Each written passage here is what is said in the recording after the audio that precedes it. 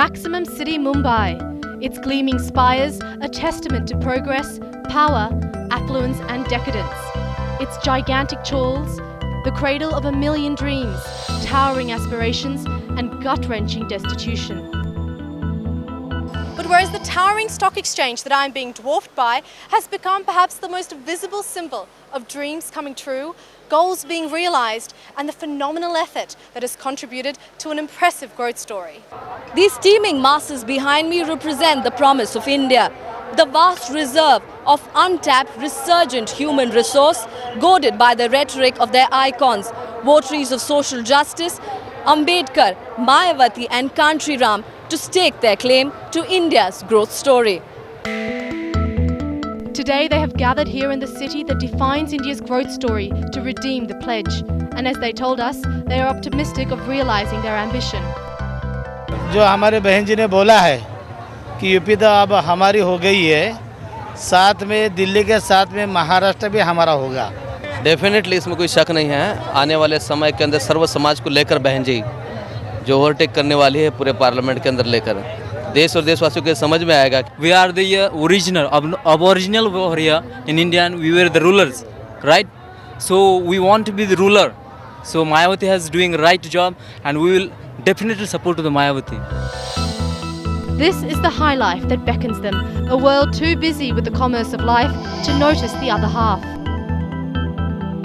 I think it shows great pride and great enthusiasm, but it's very inconvenient. That's the only thing. You have to respect what they do and how they do it, but I mean, they probably know why they're doing it. I realized there were like thousands of people surrounding my car, and but I realized that it's all worth it, so it's okay. The birth centenary celebrations of Dalit icon Dr. B.R. Ambedkar is a fitting metaphor for the tale of two cities, the two Mumbais, two presents but one future. With Shruti Pandalai in Mumbai, Del Nazirani for Times Now.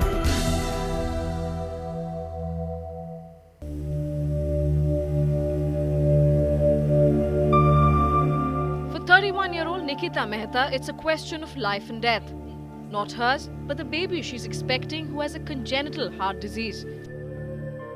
I cannot see the baby dying every day in front of me. I mean, even I will be crying, the baby is not safe anywhere, like the baby is not going to have a healthy life, I know that. So then he suggested that you have to go it in a medical, legal way. Nikita and her husband have now approached the Bombay High Court with their plea to abort the 25-week-old fetus. The couple's dilemma only complicated by the law which bans abortions after the 20th week of pregnancy. Between the 12th and the 20th week, an abortion can be permitted only if the mother or the child faces a fatal risk. However, beyond the 20th week, a fetus is aborted only if the mother's life is in danger and not the child's. I cannot risk my baby. After the birth, I don't know how much my baby will live. And if one fine day the doctor says that now your baby is going to die after 2-3 months, I don't know what would be my state of mind at that time. So instead of facing all those things, I would better face this. Child will be born alive, but will not be able to survive unless it's medically or surgically helped. I mean, the child needs a pacemaker. So I think personally, this is not all about only abortion being the treatment. It's all about taking a very holistic approach. Nikita's dilemma raises an important question. Should abortion laws be changed to accommodate exceptional cases? The Bombay High Court has asked for a final report on Nikita's medical condition to be submitted by Friday. A decisive case that will help many other troubled couples like Nikita and Harish Mehta to make that very tough choice. With Kamlesh Sutar and Pooja Jurmani in Mumbai, Shruti Pandalai, Times Now. Let me go across for once, just back to Delhi, and reporting from Vasant Kunj this morning, we have Shruti Pandalai who has some voters with her. I don't know what people there are voting on, but we'd like to know, not just the VIP candidates of Delhi, what's on the voters' mind, Shruti, this morning. But you pay for it. Right, Ornab, very good morning to you. We really didn't expect the steady stream of people trickling in, but what's really taken us by surprise is the senior citizens who really made their way to this polling booth early this morning for a quick mood check of what really New South Delhi is voting for today. Let's quickly go across to a few of them. Ma'am, what are you voting for today? I'm voting against. Unfortunately, I wish I was voting for, but there's a lot of bad candidature and I don't want my vote to go waste, so I'm voting against. Is this election a mandate for the centre?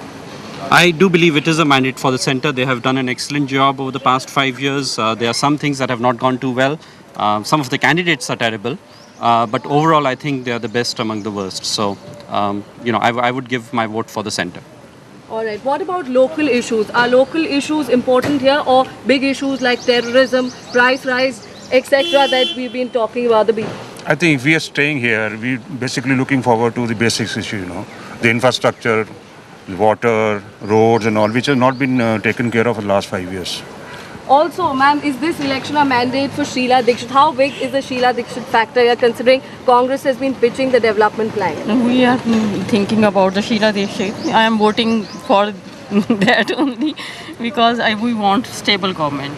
Right, Arnab, so that's really the voices coming out of South Delhi. We expect a lot more people to trickle in, and we'll keep bringing you back the mood check. Okay, now, question is here is straight. We have two of our reporters lined up. We have Shruti Pandalai from Vasant Kunj. She was talking to Sitaram Yechury some time back, and we have Niharika from Chandni Chowk. Let me go to you first, Shruti.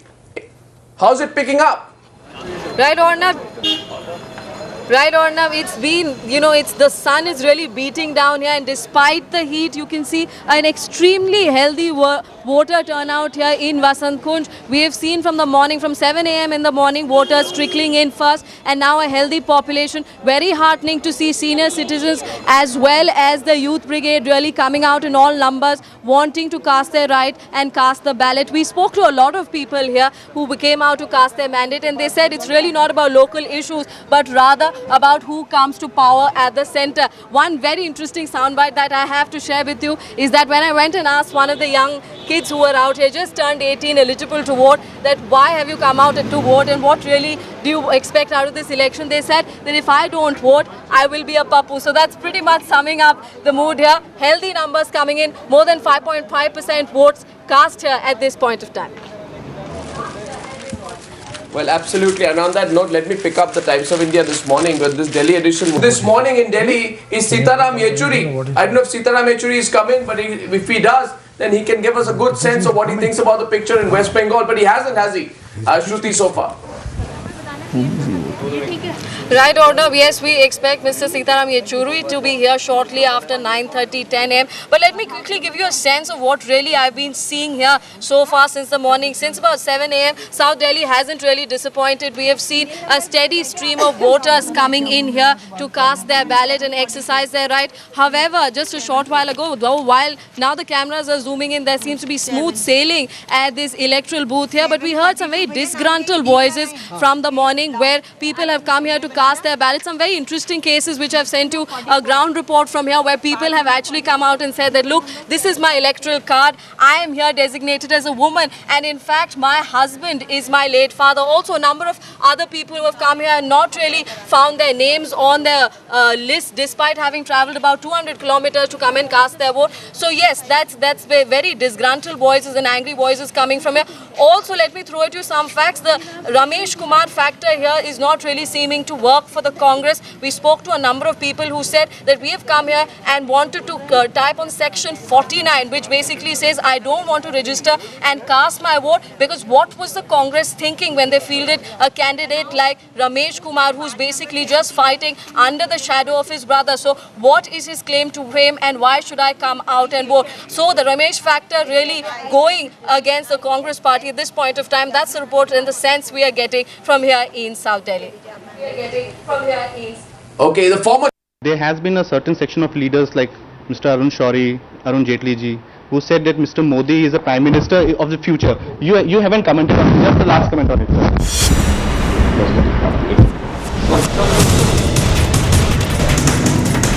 An irritated Rajnath Singh deflects a direct question from Times Now's Pranshu Mishra. There has been a certain section of leaders like Mr. Arun Shourie, Arun Jaitley ji, who said that Mr. Modi is a Prime Minister of the future. You haven't commented on it. Just the last comment on it, sir.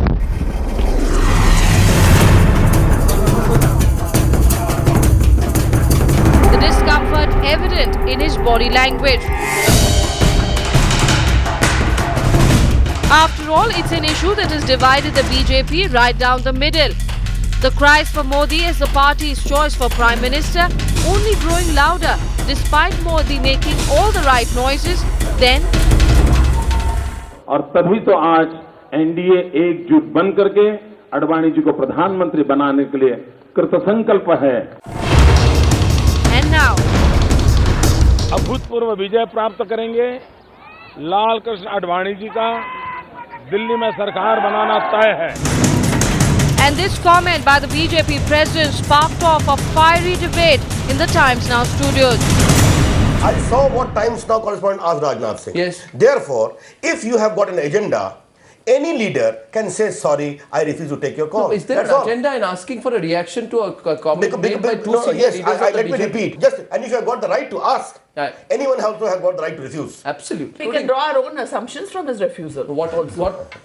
You are drawing your own. Absolutely. The problem with my very good friend is that they have only got the family. We have got many leaders. That's the whole problem. I think since nobody is going to get up and walk away when you talk about Manmohan Singh. There was a certain degree of transparency in Rajnath Singh's response. That won't help him to win elections. To the question posed. The Times Now correspondent should be congratulated. After all, Swapan Das Gupta and I are both journalists.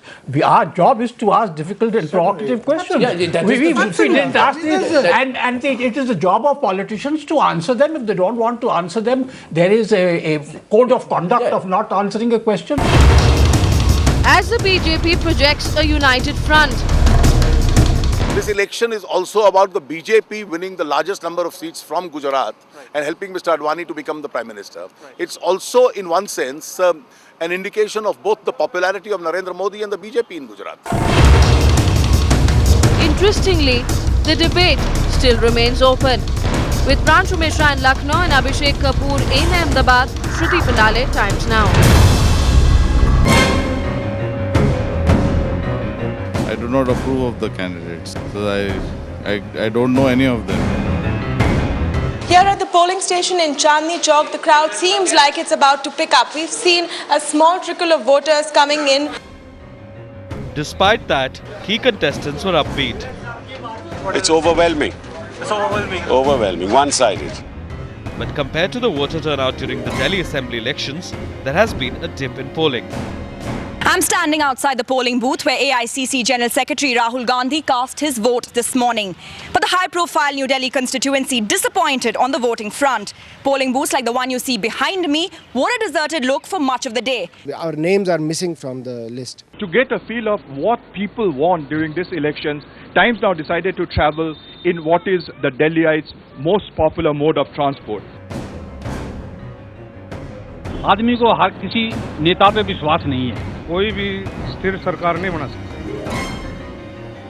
Political heavyweights like Sonia Gandhi, Sheila Dikshit and budding politician Varun Gandhi all came here at this high-profile polling booth in New Delhi to cast their ballot. But what these star campaigners for their parties could not ensure is to get the voters out in large numbers to cast theirs. मेरे ख्याल से improvement होगा. आशा तो यही है. I've been manning this poll booth in South Delhi where the creme de la creme of the capital resides in, and to be fair, the South Delhi has not really disappointed. There's been a huge voter turnout here. The only grouse perhaps being that neither the Congress or the BJP had a prominent face here, which is really translated into an advantage for the BSP and made it a triangular contest. Yeah, I think a lot of educated people have really made the effort. I think we have to participate, and voting is one of the things. I am in East Delhi, where the fate of Sheila Dikshit's blue-eyed son, Sandeep Dikshit, was decided today. This place also witnessed a low voter turnout, just like other constituencies in Delhi, leaving one to wonder whether it was the heat or the will of the voter that was to be blamed. The other situation that the NDA takes on the government looks hardly likely. I do not approve of the candidates, so I don't know any of them. With bureau inputs, Hector Kenneth, Times Now.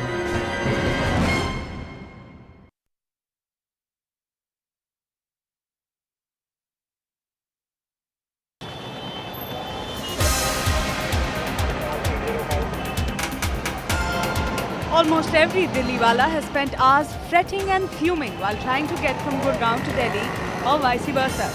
Come the last day of this year, and this, the Gurgaon-Delhi Expressway, is the relief portion planned.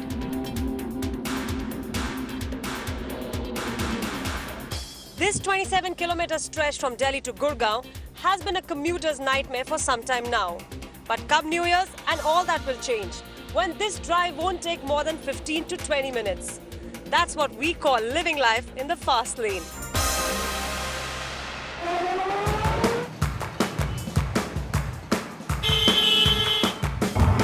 But wait, let's talk about Mumbai. Yes, the city known for its never-ending traffic snarls. But lest Delhi-walas think they're the privileged, there's some relief. It's called the reclamation relief. Mumbai is infamous for its nasty traffic snarls and bumper-to-bumper traffic. But even in the city that never sleeps, there's a stretch like this where you can turn the accelerator on and zip away.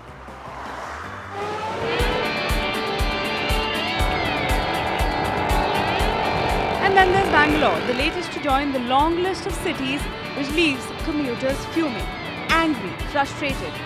But there's some relief here as well.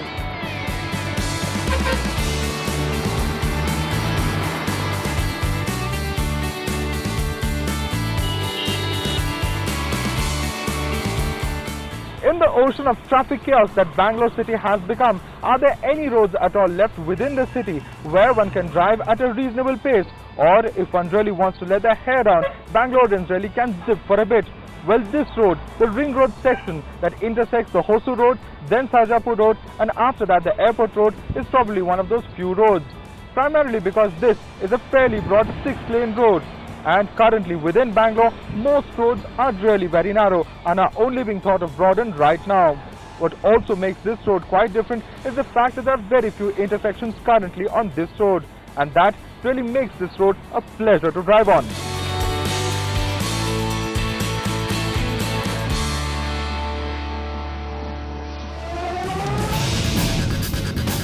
And Delhi-walas, there's Chennai too, that might have its long queues of cars back-to-back at traffic signals, but away from the red lights, you can hit the accelerator once in a while.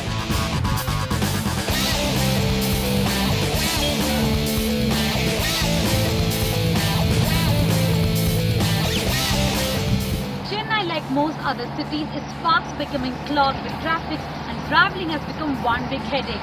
But if you want to go on a good drive, there are still roads like the IT corridor and the old Mahabalipuram road where you can sit back, relax and zip through. So yes, Gurgaon Expressway claims to cut down time spent by nearly 40 minutes, making life simpler for most Delhiites. But the other metros are not too far behind. With all our reporters behind the wheels, Mahrukh Inayat, Times Now.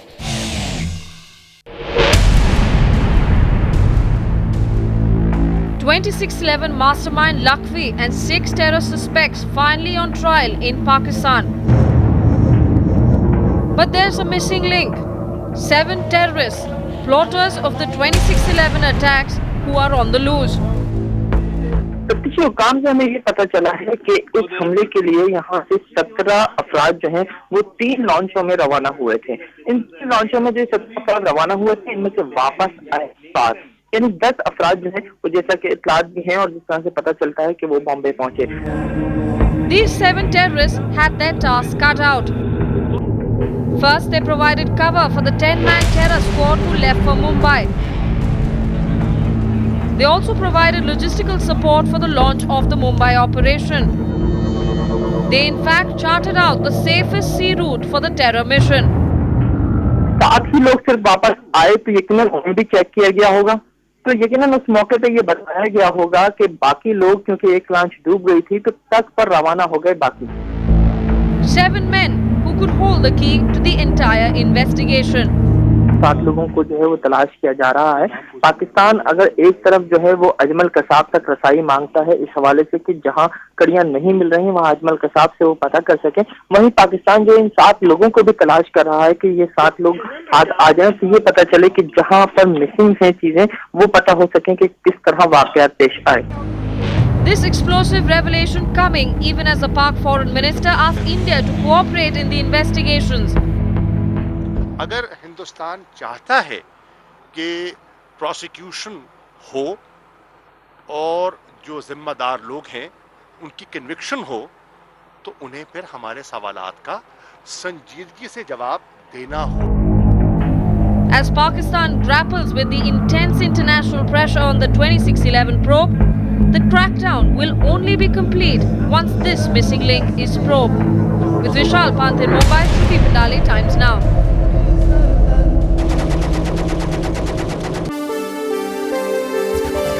A week after the Times Now expose into the capitation fee scam, the Medical Council of India swings into action to meet in the capital to decide on the action against colleges. But eyebrows raised on the impartiality of the board as the top two members of the Medical Council of India were part of the two erring college boards exposed by the Times Now investigation.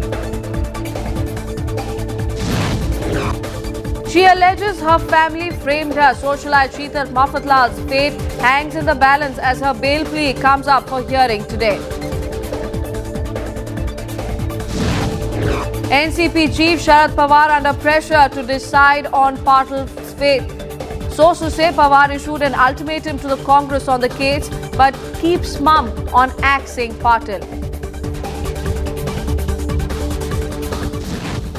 It's the first case of retaliation over racist attacks in Australia. Reports that two Indians stabbed an Aussie youth after being racially abused.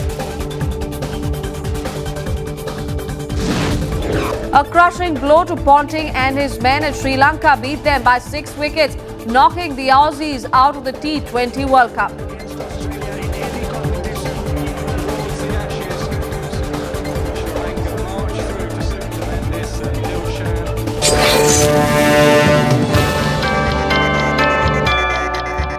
Good morning, you're watching News Now. I'm Shruti Pandalai. Straight to our top story. Almost a week after the capitation fee scam was brought to light by your channel, the Medical Council of India has finally swung into action. The MCI Inquiry Committee is scheduled to meet this morning to decide on further steps of action. Earlier this week, remember, a Times Now and Times of India joint investigation had caught the officials of two leading private medical colleges in Chennai demanding as much as 75 lakh rupees to admit students. While the Tamil Nadu government and the HRD ministry at the centre have issued show cause notices to these two colleges, it is the Medical Council of India which will begin the inquiry. The three-member team will decide on necessary action after viewing the CDs and documents submitted by Times Now.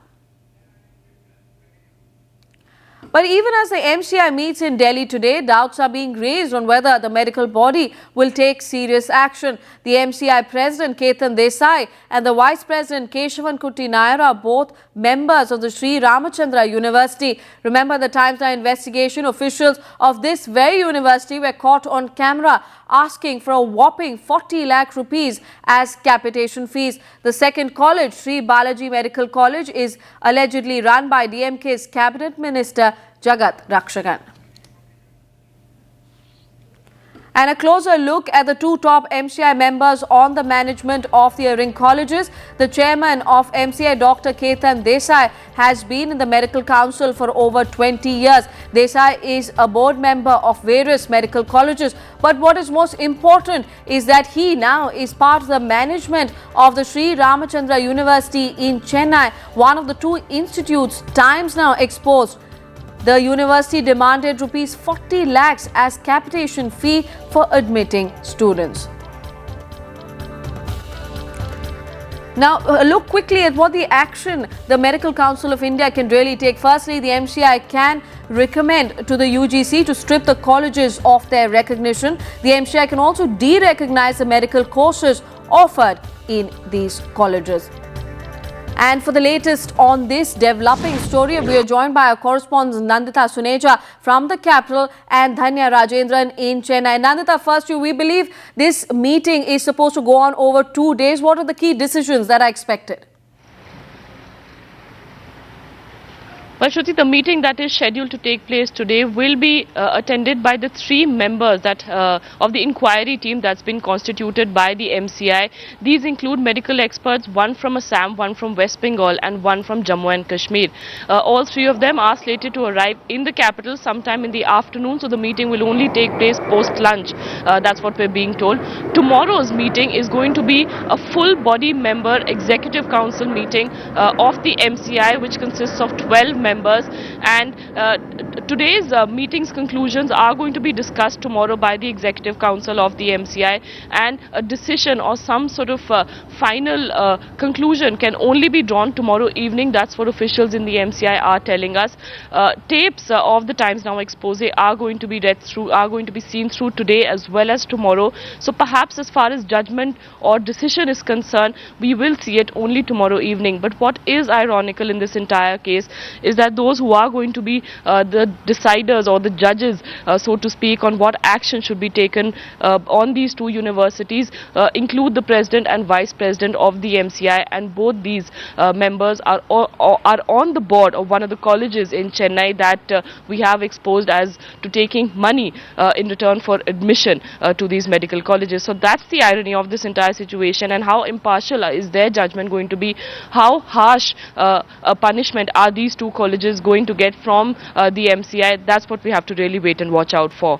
Right, and I was just coming to that. There are specific concerns, Hanya, that the MCI members, like we've been discussing, are on the boards of these very colleges that the Times Now investigation led by you actually exposed. So what is the action that is really expected out of them, considering this obvious conflict of interest?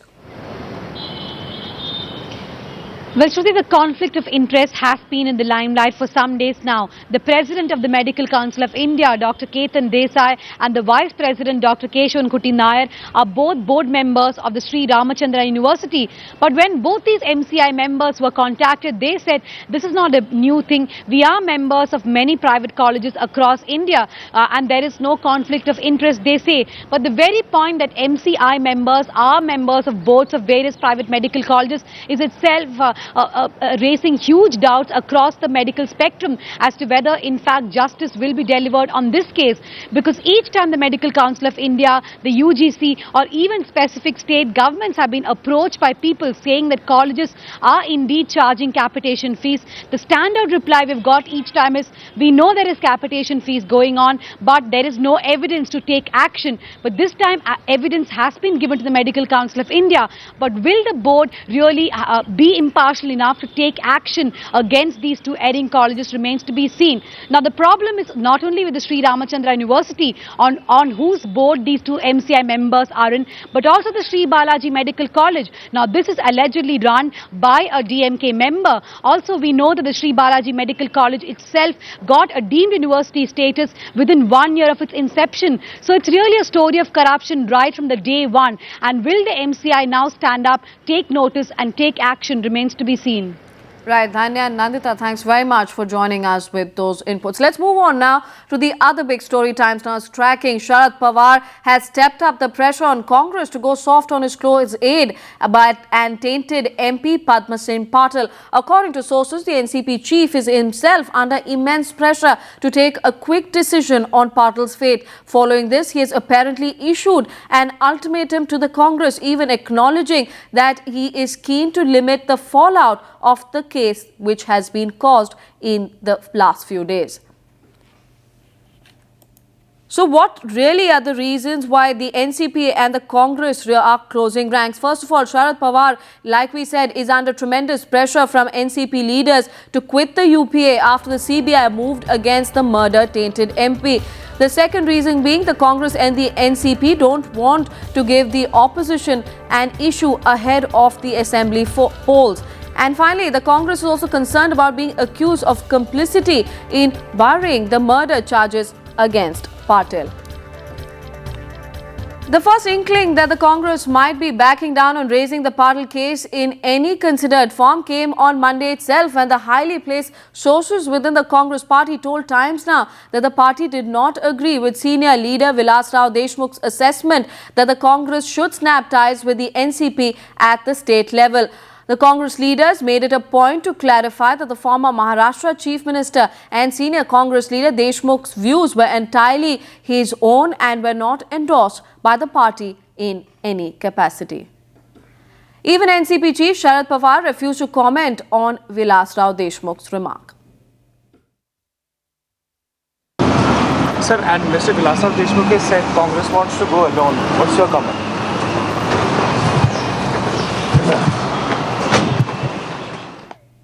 And joining us live with more details on the story is our Mumbai Bureau Chief Deepti Menon. Deepti, obviously what you could read out of Pawar's comment really was that there's a stern message that has been sent out to the Congress. Well, Shruti, the information that we have, we've been speaking to highly placed NCP sources. The information that we have is that Sharad Pawar, during the Parliament session that's going on, he's not only going to be there as the Union Cabinet Minister, but he's also going to play the role of the NCP Supremo to the hilt and ensure that a firm bargain is struck with the Congress. What we have learned from sources is that there could be a playing down of the issue, basically a buying time so that the law takes its own course, so as to use the cliche. So Sharad Pawar wants to ensure that this Patil case, which actually puts NCP in a bad light, is downplayed, at least so far as assembly polls go. Padam Singh Patil is a big leader of the NCP, and Sharad Pawar does not want the fallout of this case to affect the NCP's chances in the assembly polls. And he has been assured, that's what we have learned, he has been assured by the Congress High Command of tacit support. They will not go out all out and endorse what's happening or try to soft pedal the Padam Singh Patil case, but they have assured that they will let the law take its course, which by Indian judiciary standards will take at least 2 to 3 years. So that's what Pawar seems to be bargaining on, and that's the information that we have coming in from Delhi, that there seems to be a tacit understanding between the Congress High Command and the NCP Supremo to ensure that the fallout of this Patil Nimbalkar murder case does not affect NCP's chances, at least till assembly polls. Shruti. Right, Deepti, also when this case really came to light, it was being seen and understood and analysed as something that the Congress was doing to browbeat Pawar. How has that changed? Well, clearly Pawar seems to have had a couple of conferences at least with the Congress High Command, but while it might have started out as a spill out of internal rivalries, that's near evident in the state level, where the Congress leaders and the NCP leaders don't really see eye to eye. Although they are in an uneasy coalition, they are still part of the state government, where the Home Minister is from the NCP, the Chief Minister is from the Congress, but there seems to be a sense of unease, especially as far as Vilas Rao Deshmukh camp is concerned. So that's where there seem to be a lot of differing views coming in. But now Sharad Pawar, the negotiator that he is, he seems to have struck a firm bargain with the centre, because even Congress has a lot to lose out on if this case continues to remain in the spotlight, because the government at the state level is all said and done led by the Congress. And if the clean chit question again raises, then there is a question as to why the Congress allowed Padam Singh Patil to be given the clean chit. So Shruti, they also have some measure to lose out on, and that could be the reason why now there seems to be a tacit understanding that has been struck at the national level. Right, Deepti Menon, thanks very much for joining us with that perspective. Let's move on now to the other big story. For the first time, a group of Indians have retaliated against racial abuse in Australia by attacking a youth in Melbourne. The incident occurred when the youth allegedly called the Indians black and asked them to go out of the country. He was then stabbed by the two, who are now being searched for, according to the Australian police. The police said that they are on the lookout for the attackers, believed to be aged between 23 and 29.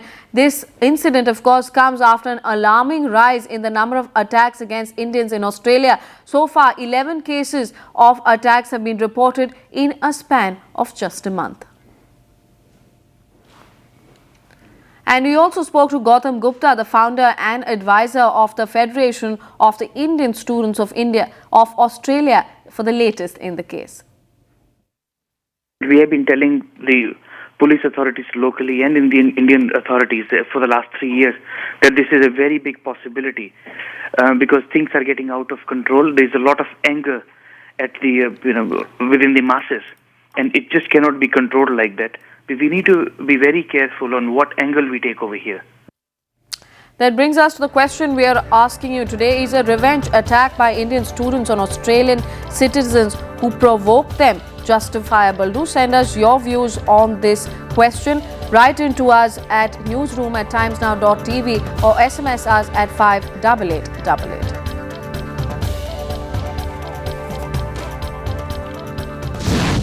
We slip into a short break on News Now, but when we come back, all the sport action, a crushing blow to Ponting and his men as Sri Lanka beat them by 6 wickets, knocking them out of the T20 World Cup. And Bangladesh too is ousted from the T20 as the Irish cruise past them into the Super 8s.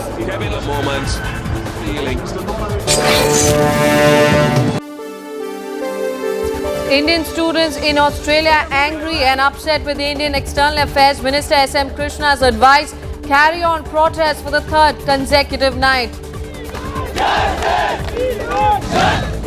After 10 days of violence following the Shopian rape case, Home Minister P. Chidambaram to visit Srinagar to cool frayed tempers to assess security situation in the valley. Naxals target cops again, killed 10 in the deadliest attack in Jharkhand yet.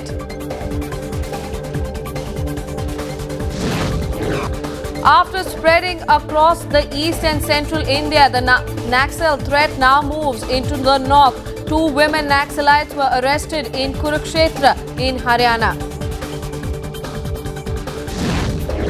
Will President Obama ask the Prime Minister to resume dialogue with Pakistan? Suspense mounts over the contents of letter handed over by his emissary.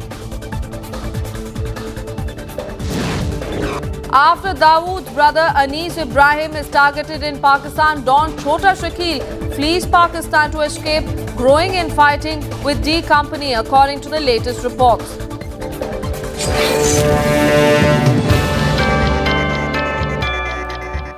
Good morning, you're watching News Now. I'm Shruti Pandalai. We begin with our top story. Indians students stage protests for the 3rd consecutive night in Australia. This is in sheer defiance of External Affairs Minister S.M. Krishna's criticism on Wednesday. Remember, Krishna had advised them to focus on their studies rather than protest in Australia. The student community, meanwhile, in the country was highly upset and hurt by the minister's comments, which have not gone down too well with the students. We want students to concentrate on their studies. They should be restrained. They should be restrained.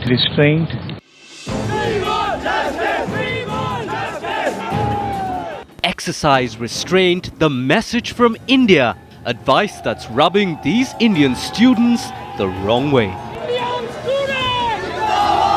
What do the government expect? So when we had a protest, I was there in the protest. He was there in the protest. They were just not replying, like they were just like, no ears with them.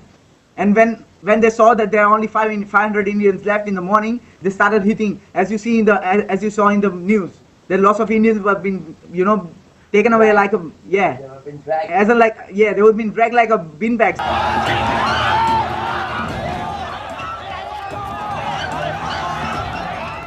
Frustration continuing to build after India's External Affairs Minister said that angry Indian students in Australia must cool off. Well, I would like our Indian students to be patient. They should be restrained. They have gone there to pursue higher studies, and they should concentrate on that rather than retaliate. Not the best advice, some say, considering the spate of attacks and fear down under. I won't feel safe here. Lots of incidents is going here, like robberies, and lots of robberies in my friend's house also got the robberies. Like we are feeling that's the bad things happening in Australia. Whenever we go to this uni, that's very horrible for us, and somebody can attack on us. bad things happening in Australia.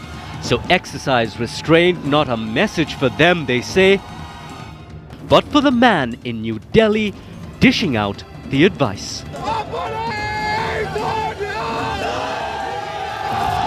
With Bureau Inputs, Alistair D'Souza, Times Now. And like we said, the unrest has continued for the third night in a row. Angry Indian students gathered yet again at the city's Harris Park. About 100 students held protests right after the Indian Council General held an emergency meeting with police and student leaders. Dr. Yadu Singh, the coordinator of the Indian Council General's Community Committee, has said that the urgent meeting on Wednesday night was a success and ended with the calls for protests to stop. He said that all had agreed that there was no need for continued rallies as they had served their purpose, and at present students are meeting and have agreed to pass on the request to other students as well to call off the protest. But the flare-up that occurred right after the meeting has left the council exasperated and worried. On Wednesday, the Australian media sent out messages appealing for calm. TV channels. So taking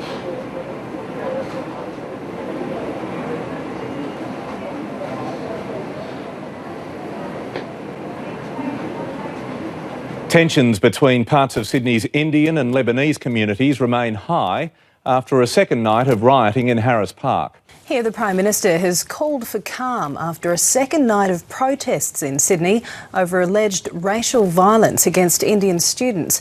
But he's also warned them not to take the law into their own hands. And India's Prime Minister has echoed the calls for restraint. The violent attacks on Indians in Sydney and Melbourne are becoming a serious diplomatic issue for Australia. The Indian government is demanding that the authorities here do more to stop the attacks. And there's been relentless coverage of the story by the Indian media.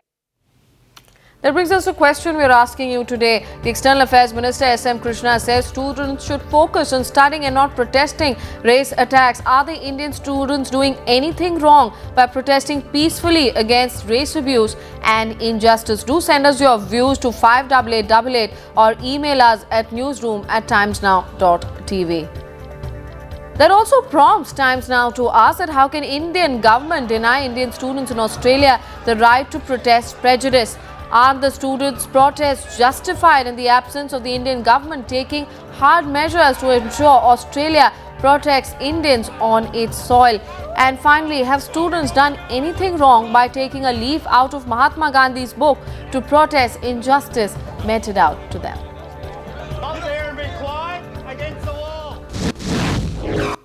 Moving on, in the backdrop of ongoing protests in Kashmir over the alleged rape of two women in Shopian, Home Minister P. Chidambaram is to visit Srinagar today to review the overall security situation in the state. During his two-day tour, he will visit state top officials including Chief Minister Omar Abdullah and PDP Chief Mehbooba Mufti, Army, paramilitary forces and other intelligence officials to review the security situation in the valley. The visit comes after 10 days of violent protests in the valley of the alleged rape and murder of two women in Shopian, and as well as the latest reports of an encounter that happened in Sopore district in the valley late last night.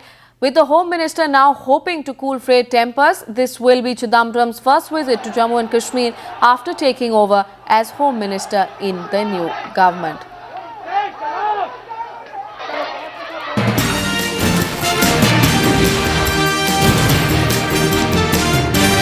And in news just coming in, the Hurriyat has called for a no shutdown in the valley. Chairman Mir Wais has said there is no shutdown, and Tariq Mir joins us with the latest on the story. Tariq, what's the latest?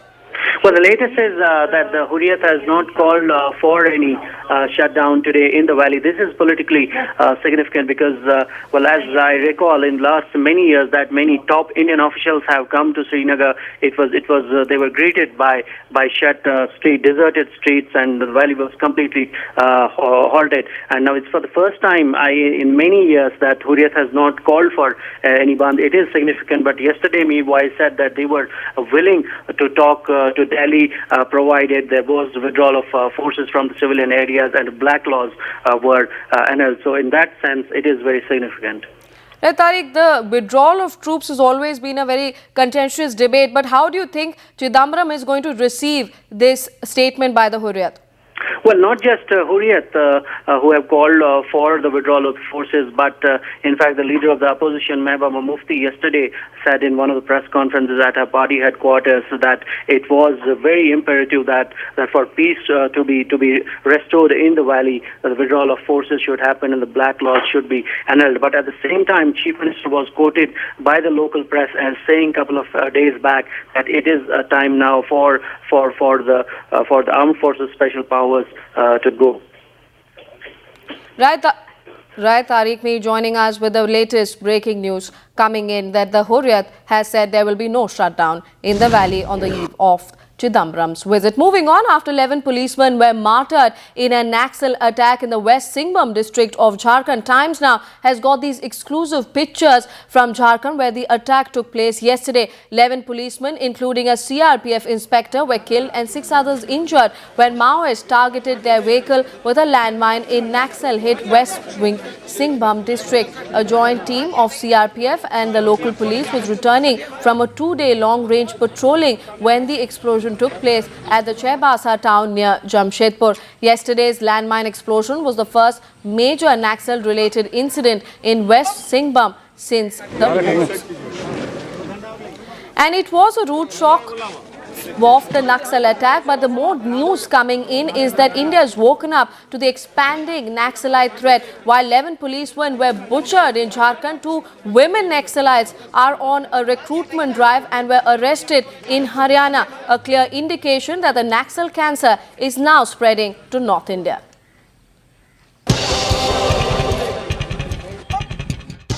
These coffins wrapped in tricolour, carrying the 11 brave policemen who died fighting the Naxals in Chaibasa district of Jharkhand. Jharkhand, just one of the hotbeds of the Red Corridor that is fast spreading across India, now to new frontiers up north.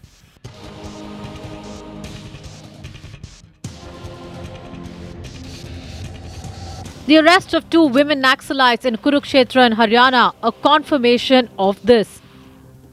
The Naxals are recruiting new cadre through such propaganda video, luring those unhappy with the government.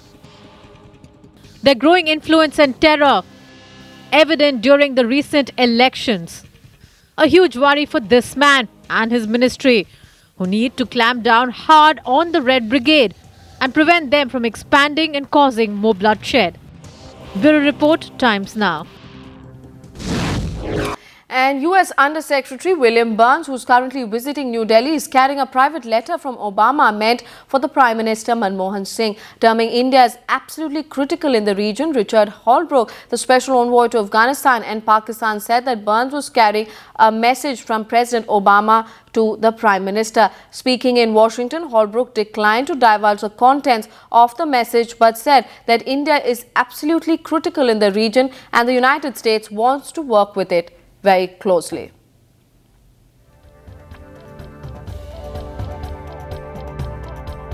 President Obama and Secretary Clinton sent me here to India with a very straightforward message. India is a major foreign policy priority for the United States.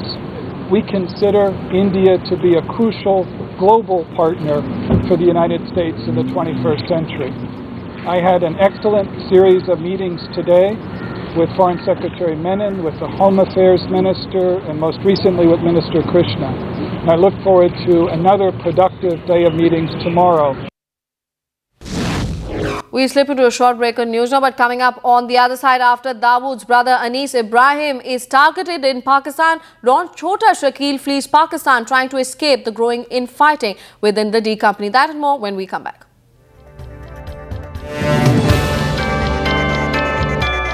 I'm very happy that the country has given this verdict. The young people of this country and the poor people of this country have given this verdict.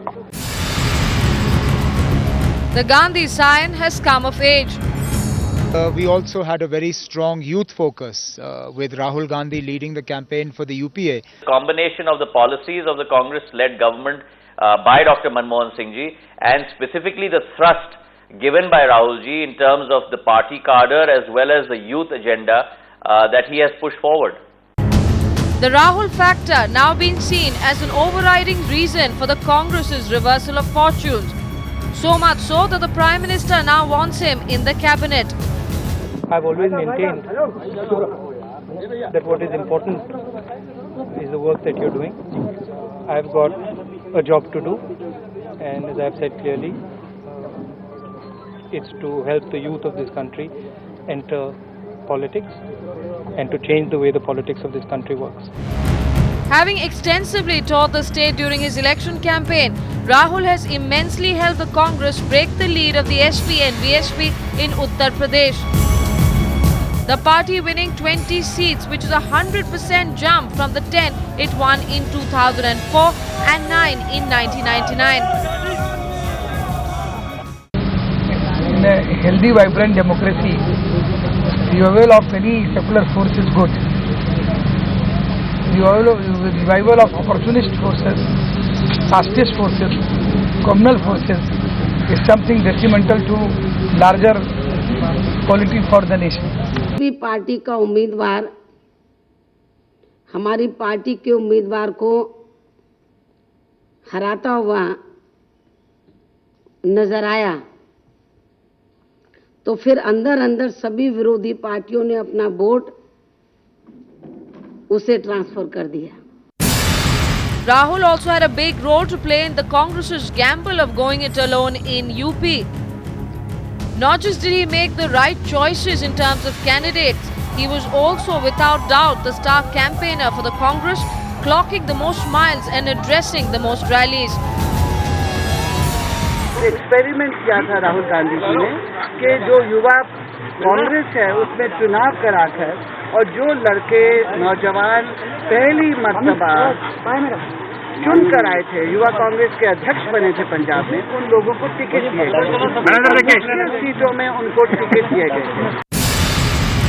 From being the party poster boy to the architect of the Congress's win this election, Rahul Gandhi has come a long way. Perhaps slowly and steadily earning himself a role that he'll ultimately inherit. Bureau Report, Times Now.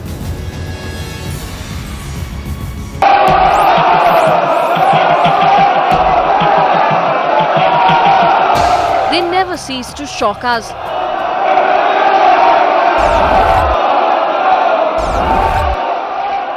This time, it was at the floor of the UP Assembly.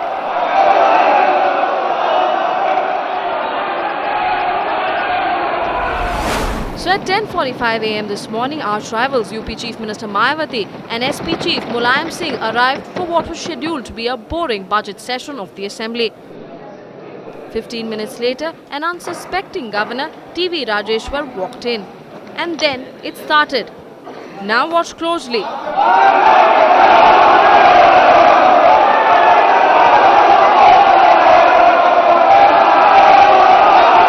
From the well of the house rose a wave of high-pitched slogans, just as the governor attempted to start his speech. A herd of MLAs standing up on tables, raising anti-government slogans, holding black flags and banners, accused the governor for being biased. Another feeble attempt by the governor. Responded now with an airstrike.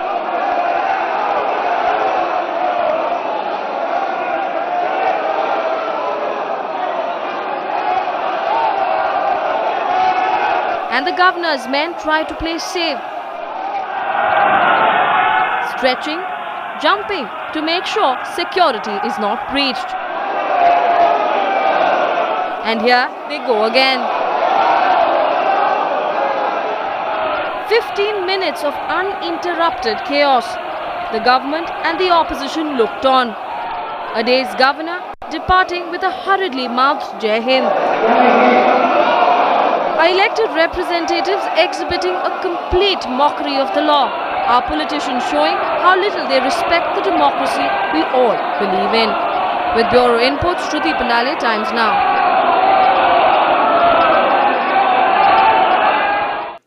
Ever since the day he jumped parole, your channel has been consistently tracking the case of convicted rapist Bitti Mohanty.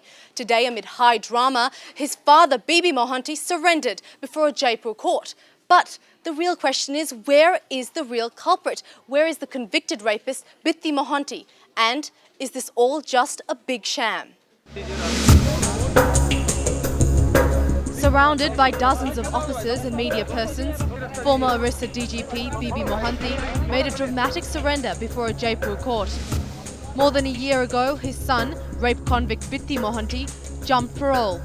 And while senior Mohanty may have decided to bow down before the law now, the fact is that the real culprit, his son, Bitti Mohanty, is still missing. And Times now asks, where is the convicted rapist Bitti Mohanty? Is this man, Bibi Mohanty, just covering up for his son, Bitti Mohanty?